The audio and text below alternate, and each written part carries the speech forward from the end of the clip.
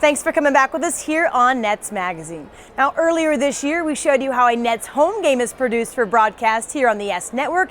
This month, we decided to take you behind the scenes once again, but this time with the Nets radio broadcast team of Chris Carrino and Tim Capstraw.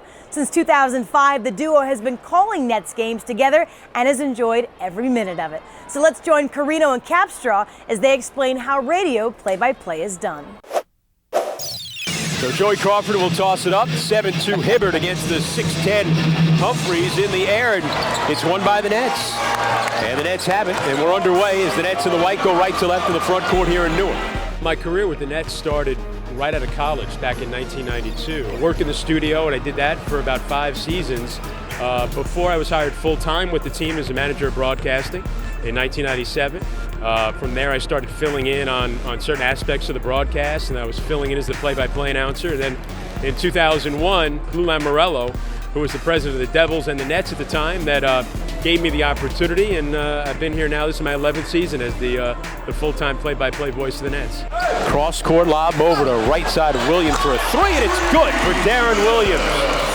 Chris, I'm a big body language guy, and I sense the Nets, the way they're walking out right now, especially Darren Williams, I expect a big game. I can just sense it. It is a real dynamic that you have to understand, and I think Chris will probably use the term, yes, he paints the picture, and then I put a quick frame around it.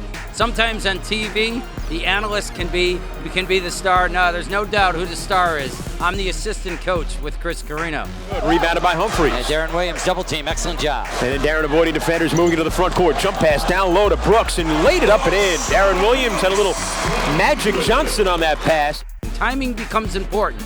So what would happen in a particular play is he would be broadcasting and then say, basket good. There'd be a slight pause.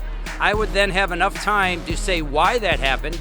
Up top now, it's Darren Williams. Gives to Brooks, right of the lane against the shorter Collison. Backing him down.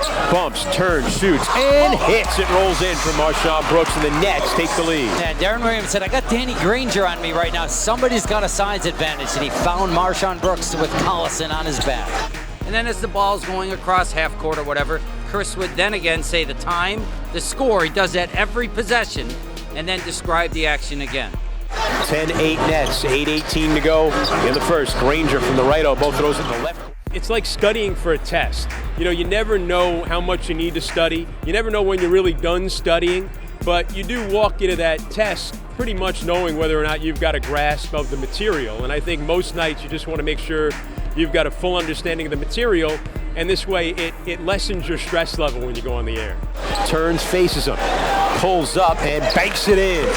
Using the window, Chris Humphreys gives the Nets a 9-point lead with 9.5 to go here in the second quarter. The window is coming back in style for the Nets. We're like a married couple. I can finish his sentences, he can finish mine.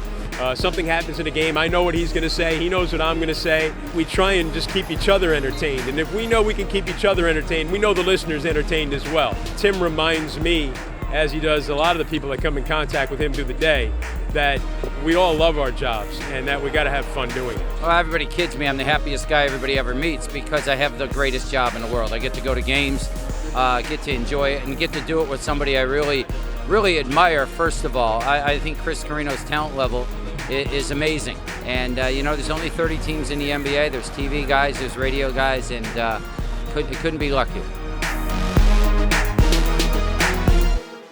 For Nets basketball fans, Chris Carrino's voice is just as familiar as the names and faces of the players. But one thing fans might not know about the Nets radio play-by-play man is that he suffers from FSHD, a form of muscular dystrophy.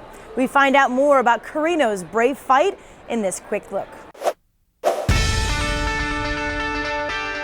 Starting the foundation was a way for me to give a voice to this disease that had sort of gone anonymous. Not a lot of people knew about it. Not a lot of people realized that there are adults functioning in everyday life who have a form of muscular dystrophy.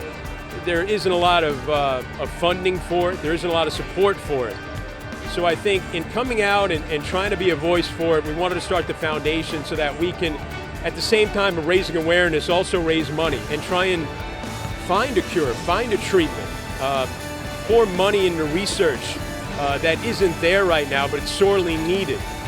So we established the Chris Carrino Foundation for FSHD to be inspirational for people who have it, to raise money, to try and spark scientific research.